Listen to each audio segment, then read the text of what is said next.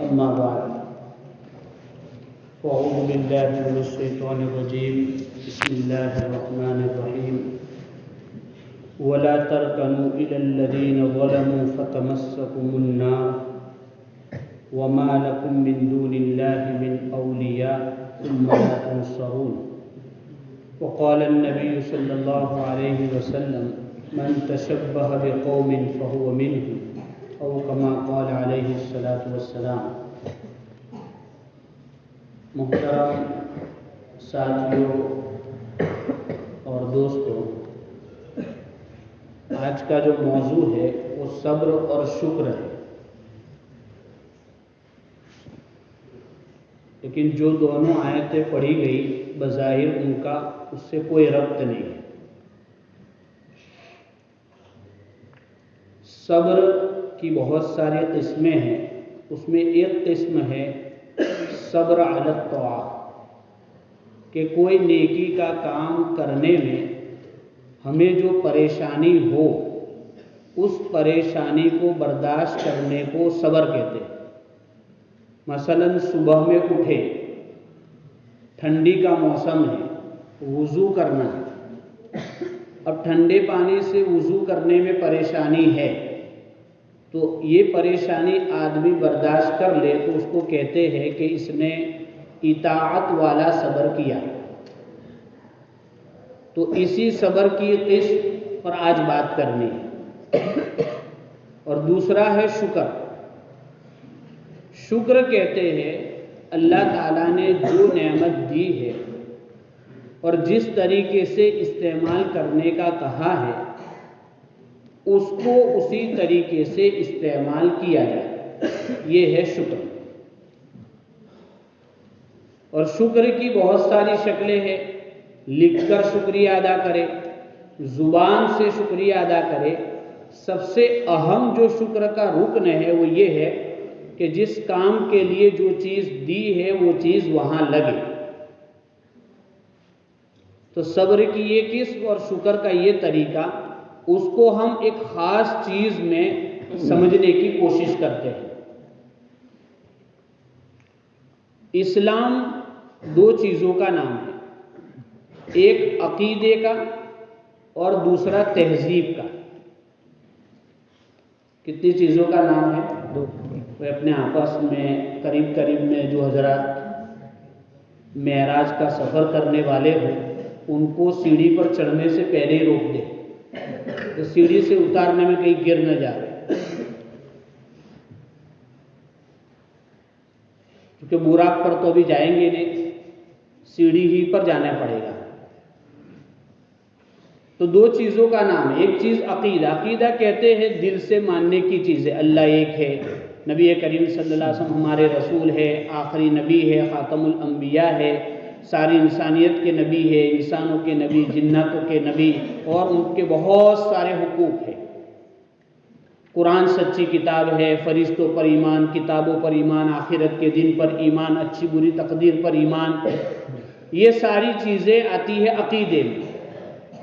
اللہ ہے، سب کچھ کرتا ہے، اس کو نہ نیند آتی ہے، نہ اونگ آتی ہے، نہ عاجز ہے، بلکہ وہ ہر چیز پر قادر ہے۔ ان ساری چیزوں کا تعلق عقیدے سے ہے۔ الحمدللہ وہ ہم تعلیم الاسلام سے لے کر اخیر تک پڑھتے رہتے ہیں، اور ہمیں شعور ہو نہ ہو لیکن ہم کہتے ہیں کہ اللہ ایک ہے، اسلام سچا ہے، ہم سب کہتے ہیں۔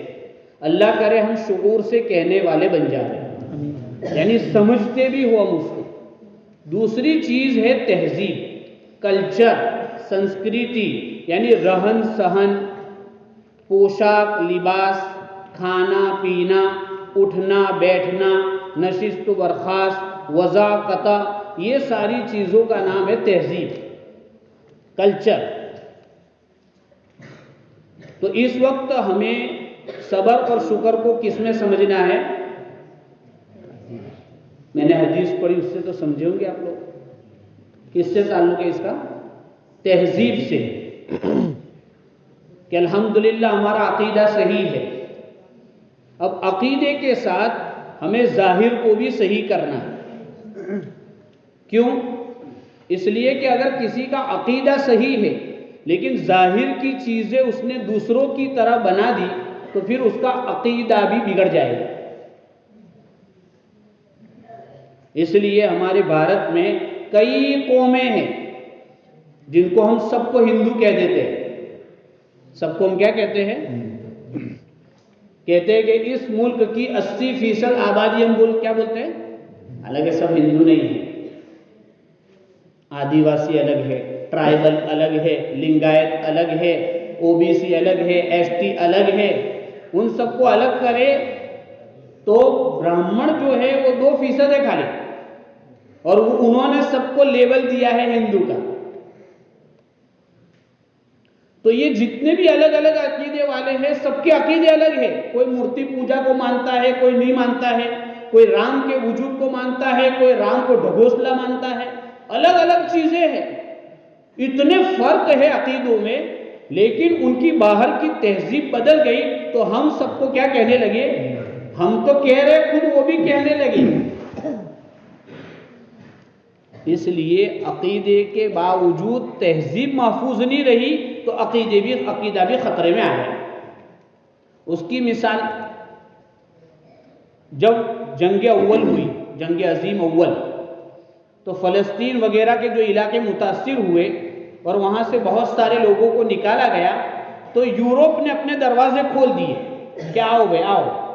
تو ماشاءاللہ سب نے بہت واہ واہ ہوئی کہ دیکھو کتنے دریا دل لوگ ہیں، کتنے انسانیت نواز لوگ ہیں کہ انہوں نے مسلمانوں کے لیے دروازے کھول دیے۔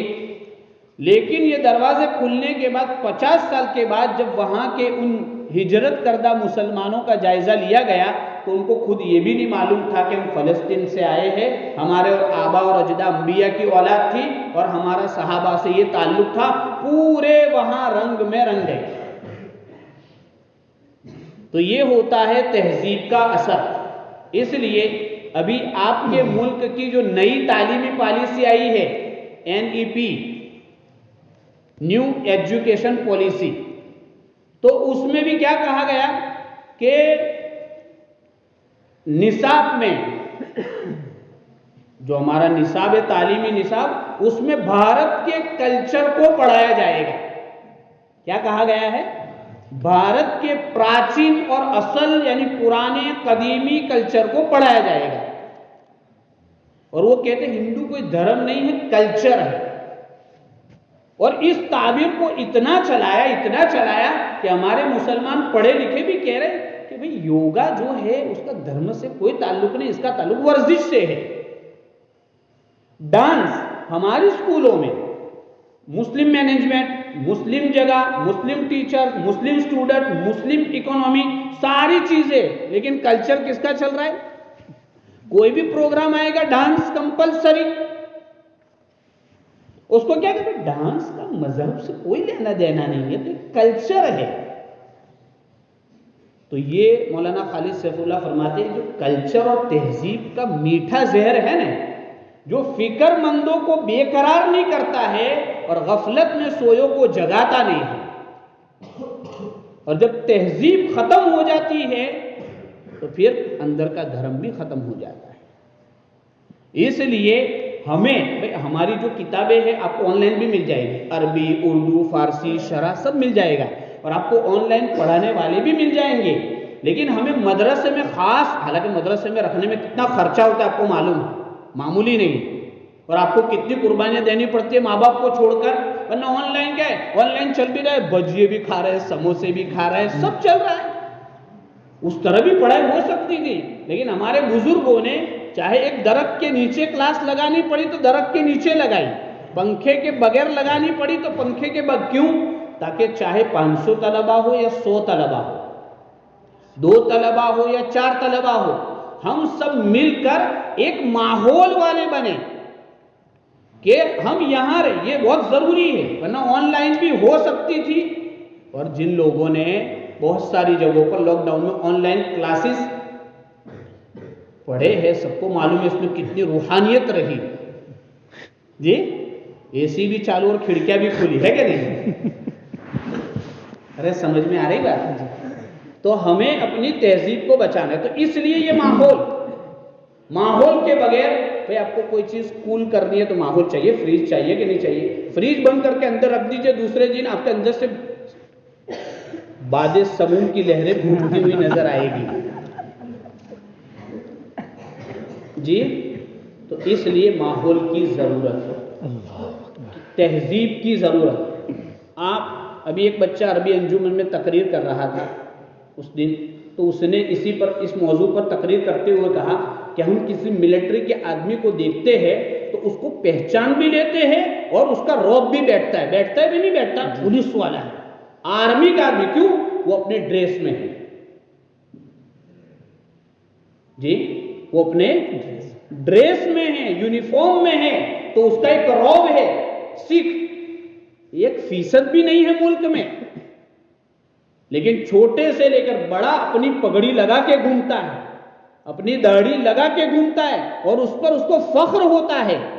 تو کہیں بھی ہو، لاکھوں لوگ ہیں، ایک ہوگا تو بھی پہچانا جاتا ہے، ارے بولو نا جی۔ لیکن مسلمان اس ملک میں کتنے؟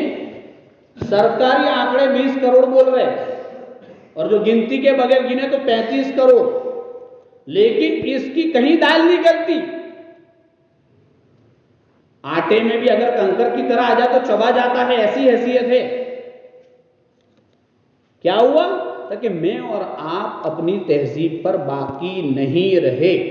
اچھا، باہر والوں کا دے، ہم یہاں ہیں، ان کو بھی اگر چھوٹ دی جائے نا، خالی جمعرات دیکھ لو، یعنی تو کھیلنا ہے اور کھیل کا لباس پہن رہے، سمجھ میں آئے، نہیں کھیلنا پھر بھی آدھا پہن کے نکلتے، اور دارالاقامہ سے مہمان کھانے کا 1 کلومیٹر کا سفر اس آدھے کپڑوں میں بلا شرم کے کرتے۔ پتہ کیا چلا کہ ہم اس ماحول میں رہتے ہوئے بھی اس اسلامی لباس کو ایک رول کی حیثیت سے دیکھ رہے ہیں، اپنی شناخت نہیں سمجھ رہے، اپنا اعزاز نہیں سمجھ رہے۔ ارے سمجھ میں آج اس لیے ادارے نے کیا کیا؟ ایک اہتمام فرمایا آپ کے لیے، ہے کہ نہیں؟ کیا؟ آدھے لباس اور رنگ برنگی جو گلدستے ہیں ان سب کو جمع کر کے محفوظ رکھا گیا، یہ اسی لیے تاکہ سفید لباس جو اسلام کی پہچان ہے وہ ہم خوش دلی سے قبول کرنے والے۔ تو ہمیں کلچر کی حفاظت کرنی، کس کی؟ کلچر۔ یہ پہچان ہے ہماری، پہچان ختم تو یتیم، اور یتیم ادھر بھی دھکے کھاتا ہے ادھر بھی دھکے کھاتا ہے۔ اس لیے پہچان سے اپنی وابستگی رکھنا ضروری ہے۔ اس لیے حضور پاک صلی اللہ علیہ وسلم نے جہاں عقیدوں کی طرف توجہ دی وہاں کلچر کو بھی چھوڑا نہیں۔ میں اس کو عرض کروں اس سے پہلے ایک عبرتناک واقعہ جو علامہ تھانوی رحمۃ اللہ علیہ نے بیان کیا ہے، شاید آپ نے سنا بھی ہے۔ 2 واقعے عرض کر کے پھر تہذیب کو عرض کرتا ہوں میں۔ علامہ تھانوی رحمۃ اللہ علیہ نے لکھا ہے کہ مکہ مکرمہ میں ایک نماز کے پابند شخص، روزے کے پابند شخص، حج بھی کرنے والے اور دینی کتابوں سے واقفیت رکھنے والے کا کہاں انتقال ہوا؟ مکۃ المکرمہ میں انتقال ہوا، تدفین ہو گیا۔ فرانس میں ایک لڑکی کا انتقال ہوا جو مذہباً عیسائی تھی، اس کو اپنے مذہب کے مطابق تابوت میں بند کر کے ان کے قبرستان میں رکھ دیا۔ اب فرانس کا ایک شخص حج کے لیے آیا مکہ، تو وہاں چونکہ آپ کو معلوم ہے کہ قبروں میں دفن کرتے تھوڑی مدت کے بعد وہاں دوسری قبر بنا دی جاتی ہے، تو ایسے ہی ایک مدت ہو چکی تھی، تو اسی کی جو اس کے وہ اللہ والا دیندار جس کو سمجھا جا رہا تھا اس کی قبر کھولی تو وہاں سے وہ لڑکی نکلی۔ تو وہاں مشہور ہو گیا کہ بھئی یہ تو مرد دفن کیا تھا، لڑکی نکلی ہے، تو وہاں یوروپین لگ رہی تھی چہرے سے، تو تحقیق کرنے پر معلوم ہوا کہ یہاں بھی کچھ لوگ ہیں، تو فرانس والا بھی وہاں پہنچ گیا، اس نے کہا کہ اس لڑکی کو تو ہم نے اپنے ہاتھ سے دفن کیا ہے۔ کہاں مری تھی وہ؟ فرانس میں۔ کس مذہب پر مری تھی دیکھنے میں؟ عیسائی مذہب پر مری تھی۔ تو وہاں اس نے کہا کہ بھئی یہ لڑکی تو وہاں عیسائی مذہب والی تھی، لیکن اس نے کہا کہ اس لڑکی نے اندر سے اسلام قبول کیا تھا اور میرے پاس سے اس نے اسلامی کتابیں بھی لی تھی۔ تو یہ تو پھر وہاں والوں نے کہا کہ اب وہاں جب جاوے حج کے بعد تو ذرا تحقیق کر کے بھیجنا. تو انہوں نے آ کے ان کے والدین کو بتایا, تو والدین ماننے کو تیار نہیں, لیکن بہرحال جب اس کے تابوت کو کھولا تو وہ شخص یہاں تھے. اب انہوں نے وہاں مکہ والوں کو خبر کی, مکہ دارالاسلام اور فرانس کو دارالکفر کہہ دو تو بھی کوئی مسئلہ نہیں. تو وہاں اطلاع کی تو انہوں نے تحقیق کی کہ بھئی کیا مسئلہ تھا یہ مکہ والے صاحب کا. تو کہا ماشاءاللہ بہت پابند تھے, لیکن اسلام کی ایک چیز ان کو کھٹکتی تھی, ایک چیز. اس لیے اسلام نے کیا کہا, ادخلوا فی السلم آدھا ٹیٹر آدھا بٹیر, آدھا ادھر بالکل نہیں چلے گا. ایک چیز ناپسند تھی, اور وہ کیا؟ کہا کہ اسلام میں جنابت کا جو غسل ہے وہ صحیح نہیں, نعوذ باللہ. کہ بھئی کسی کو بھئی جنابت کی ضرورت ہو گئی تو بھئی آدمی جب غسل کرنا ضروری, اختیاری بھی نہیں, تاکہ اس کو یہ بات کھٹکتی تھی. اور وہ لڑکی اسی بات کو کہتی تھی کہ اسلام کتنا پیارا مذہب ہے کہ اتنی باریک چیز بھی جس میں ہماری چمڑی کی بیماریوں کی حفاظت ہے اس کا حکم دیا ہے. ایک چیز یہ ہے تہذیب, کہ اسلام کی ایک ایک چیز ایسی, ورنہ ہم سب رہن سہن. اس لیے ہمیں اسلام کی ٹوپی بھی پسند ہونی چاہیے, ہر چیز پسند ہونی چاہیے. دوسرا واقعہ علامہ تھانوی رحمۃ اللہ علیہ نے تفسیر سیر کی روایت ہے, حدیث کی روایت نہیں, سیر کی روایت کا لیول اور مقام کم ہوتا ہے. کہا کہ بنی اسرائیل یعنی موسیٰ علیہ السلام کے سامنے جو جادوگر لایا تھا فرعون, جادو کا مقابلہ ہونا تھا, لیکن جادوگروں نے لباس پہنا تھا موسیٰ علیہ السلام والا. تو بہرحال جادو کا مقابلہ ہوا, اور پھر 5 منٹ پہلے وہ مقابلے میں آئے تھے اور 5 منٹ کے بعد وہ اسلام قبول کر لیا. تو علامہ تھانوی رحمۃ اللہ علیہ نے یہاں یہی نوٹ کیا ہے کہ ایک نبی کی مشابہت اختیار کر کے آئے تھے مقابلے میں, لیکن ولی بن کے مرے. تو اہمیت کے کچھ لوگ معراج میں اٹھا دو بھائی, ان کو جلدی سے اٹھا دو ورنہ رہ جائے گا ان کا کچھ. اب دیکھیے اسلام میں تہذیب, یہ تو اہمیت آ گئی. اب حضور پاک صلی اللہ علیہ وسلم نے ایک ایک چیز کی حفاظت میں مختصر وقت میں. سب سے پہلی عبادت, کہ ہماری یہ عبادت بہت اہم ہے, نماز بہت اہم ہے, لیکن آپ دیکھیں گے سورج نکلتے وقت عبادت کی اجازت ہے بھائی؟ سورج جب بیچوں بیچ آوے تو اجازت ہے, غروب کے وقت اجازت ہے. یہ 3 اوقات مکروہ ہے. تو بھئی کیوں مکروہ ہے؟ نماز تو اچھی چیز ہے, تاکہ اس وقت میں چاند اور سورج کے پوجاری لوگ ان کی عبادت کرتے ہیں, تو کوئی ان کے ماننے والا آ کے تم کو دیکھ لے گا تو یہ کہیں گے یہ بھی سورج کی عبادت. یہ دیکھیے ذرہ برابر مشابہت. تو میں نے جو حدیث پڑھی علماء نے لکھا ہے یہاں عقیدے کی مشابہت مراد نہیں ہے. عقیدے میں کوئی مشابہت اختیار کرے تو مسلمان ہی نہیں رہتا ہے. مسلمان ہو کر کلچر دوسروں کا اختیار کرے. دوسری بات, حضور پاک صلی اللہ علیہ وسلم مدینے آئے تو وہاں عیدیں منائی جاتی تھی الگ الگ.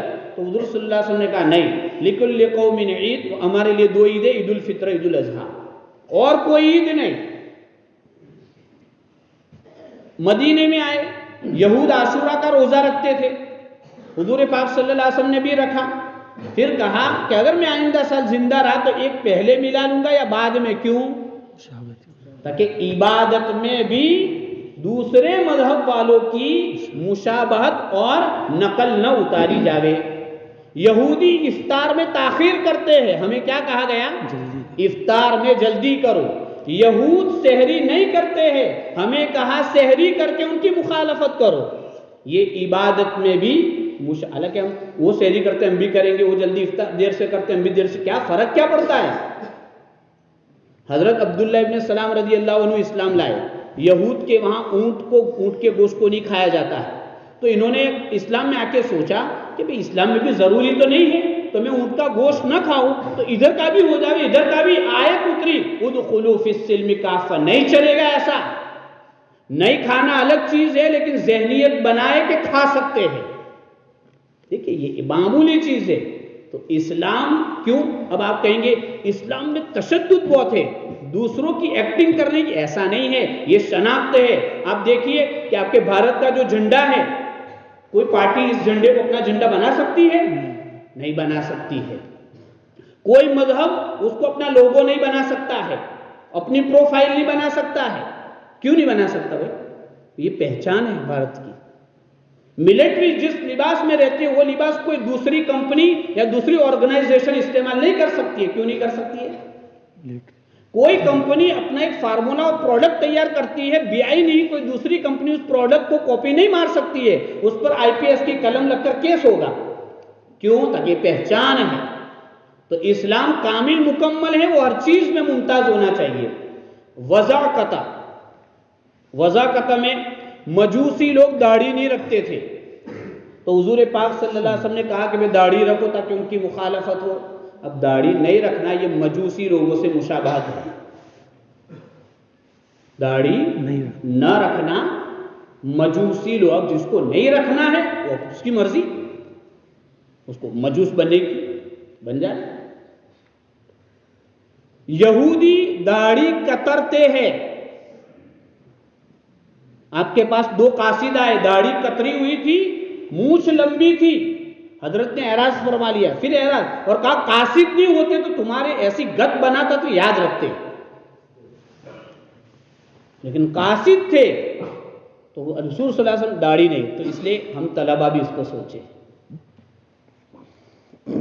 داڑھی کترنے کی اجازت نہیں، اگر کوئی ایسا کرتا ہے تو اس کو بچنا چاہیے، گناہ کبیرہ ہے، اور یہ یہودیوں کی مشابہت ہے۔ یہودی مونچھیں بڑی رکھتے تھے، حضور صلی اللہ علیہ وسلم نے کہا کترنا ہے، اور کچھ لوگ اس طرح ہی پھیروے دیتے، عجیب آدمی ہے، کترنے کو کہا ہے، اس طرح پھیرنے کا نہیں کہا ہے۔ اسی طرح حضور پاک صلی اللہ علیہ وسلم مکہ میں تھے تو بال سیدھے رکھتے تھے، سیدھے۔ مدینہ میں گئے تو مانگ نکالنے لگے، اس لیے کہ مدینہ میں یہودی بال سیدھے رکھتے تھے، تو آپ نے مانگ نکالنا شروع کر دیا۔ یہ دیکھ رہے، ہم کہتے ہیں بالوں میں کیا، بالوں میں بھی اسلام۔ اس لیے حضور صلی اللہ علیہ وسلم نہا عن القضاء، تپیلی کٹ، اندیڑی کٹ، چھچندر کٹ، آدھا ادھر آدھا ادھر۔ ہم لوگ ٹوپی کے نیچے بڑے رکھتے اور ادھر چھوٹے رکھتے، یہ چھچندر کٹ، اور اس کو حدیث کی زبان میں نہا عن القضاء، قضاء کہا گیا کہ اس سے منع کیا۔ حضور پاک صلی اللہ علیہ وسلم نے کچھ بچوں کو دیکھا چھوٹے بڑے بات کہ پورا حلق کرا دو ان کو، یا پورے 1 نمبر 2 نمبر 3 نمبر کرا دو، اس کی اجازت اسلام میں نہیں ہے۔ اسی طریقے سے لباس میں عرب لوگ یا تو صرف امامہ لگاتے تھے یا صرف ٹوپی پہنتے تھے، حضور صلی اللہ علیہ وسلم نے کہا ٹوپی پہنو پھر امامہ لگاؤ۔ اب دیکھ رہے اس کا تعلق عقیدے سے ہے، تہذیب سے ہے اس کا تعلق۔ حضرت انس رضی اللہ عنہ نے ایک دن دیکھا کہ بہت سارے صحابہ نے جمعہ کے دن 43 لباس پہنا تھا، تو 43 حضرت کے انتقال کے بعد ایک جوڑا ہوتا ہے جو یہودی خیبر، تو کہا مجھے یہود کے خیبر کے یہودی نظر آ رہے، حالانکہ وہ صحابہ اور تابعین تھے۔ حضرت انس نے کیا تبصرہ کیا کہ میں دیکھ رہا ہوں کہ ایسا یہ یہود خیبر کا مجمع ہے۔ اسی طرح کچھ صحابی نے لال کپڑے یا پیلے کپڑے پہنے، کہ یہ کیا مسکرات جیسا، تو نکال دیا انہوں نے۔ اور ایرانی لوگ ٹخنوں سے نیچے پائجامہ پہنتے تھے، تو کہا ٹخنے سے اوپر پہنو، یہ اسلامی لباس ہے۔ آپ کو معلوم ہے کہ اسلامی تہذیب، حضرت عثمان غنی صلح حدیبیہ کے وقت سفیر بن کے گئے تو مکہ کے کچھ رشتہ داروں نے کہا کہ یہ کیا بھائی چھوٹے پائے کا پائجامہ بڑے پائے کا کرتا پہن کے آیا، ذرا اس کو نیچے کرو، تاکہ جس کو جو کہنا ہو کہے، میں اسی طرح رکھوں گا اس کو، چاہے جس کو جو کہنا ہو کہے۔ اب ہمارے طلبہ بھی بلا مجبوری کے نیچے منسپلٹی کا کام کرتے ہیں، اور پھر دو بھی دھوئے تو اگلتے نہیں، تو شکایت کرتے ہیں کہ بھئی کپڑے نہیں دھولے برابر، کپڑے پائجامے سے اوپر۔ اب اس کی سائنسی وجہ بھی ہے، لیکن اس کی وجہ نہیں، ہم تو اسلام ہے اس لیے قبول کریں گے۔ اسی طریقے سے کھانے پینے میں حضرت ابو ہریرہ نے کسی آسمانی کتاب کے حوالے سے کہا کہ وہ لوگ کھانے کے بعد ہاتھ دھوتے ہیں. حضور پاک صلی اللہ علیہ وسلم نے فرمایا اسلام یہ ہے کہ کھانے سے پہلے بھی اور کھانے کے بعد بھی، اس لیے کہ اسلام اخلاق کو پورا کرنے آیا ہے. کھانے کا لقمہ، حذیفہ بن الیمان ایک دربار میں کھانے کا لقمہ گر گیا. اسلامی تہذیب یہ ہے کہ اٹھا کے کھاؤ، اور مغربی اور ایرانی تہذیب ہے اس کو چھوڑ دو. تو حذیفہ نے کہا وَأَتْرُكُ سُنَّةَ حَبِيبِ لِهَٰؤُلَاءِ الْحُمَقَاءِ، میں ان بے وقوفوں کی وجہ سے میں اپنی تہذیب چھوڑ دوں؟ تو بہت ساری چیزیں ہیں. سلام کا طریقہ تھا، یہودی کچھ ہتھیلیوں سے کرتے تھے، کچھ انگلیوں سے کرتے تھے. ہمارے برادران وطن جھک کے کرتے ہیں، اور کچھ لوگ گڈ مارننگ گڈ ایوننگ کرتے ہیں. اسلام نے کہا نہیں، السلام علیکم. گھر کا آنگن یہودی خراب رکھتے، جیسے ہم لوگ اپنے کمرے کے آگے ڈبے ہونے کے باوجود کچرا کہاں ڈالتے ہیں، یہ یہودیوں کا کلچر ہے. اب جس طالب علم کو یہود کا کلچر اختیار کرنا ہو وہ اپنے پلنگ کے نیچے جوتے رکھے، اور اپنے سرہانے بچے ہوئے کچرے کو رکھے، اور اپنے میلے کپڑے کو اپنے پیر کے پاس رکھے، اور یہودی کلچر کو اپناوے یا اسلام کا پاکیزہ کلچر اپناوے. ایک مرتبہ ایک صحابی یوں بیٹھے تھے، یوں ٹیک لگا کے پیچھے ہاتھ رکھے. حضور صلی اللہ علیہ وسلم نے فرمایا کہ یہ مغضوب علیہم کی سٹائل میں کیوں بیٹھے ہو؟ اور مغضوب علیہم کون ہوتے؟ یہودی. نہ بیٹھنے میں پسند کیا، نہ بولنے میں پسند کیا، نہ کھانے میں، نہ پہننے میں، نہ بال میں. تو آپ بتائیے کہ اسلام میں تہذیب کی کتنی اہمیت ہے. تو کون کون طالب علم ایسا ہے جو کہے گا کہ انشاءاللہ ہم اسلامی لباس، اسلامی کپڑے، اسلامی وضاقتہ، اسلامی ٹوپی، اسلامی امامہ، اسلامی سلام، اسلامی صفائی کو اپنائیں گے بغیر نگرانی کے؟ انشاءاللہ. اللہ تعالیٰ ہم سب کو قبول فرماوے، عمل کی توفیق عطا فرماوے. وآخر دعوانا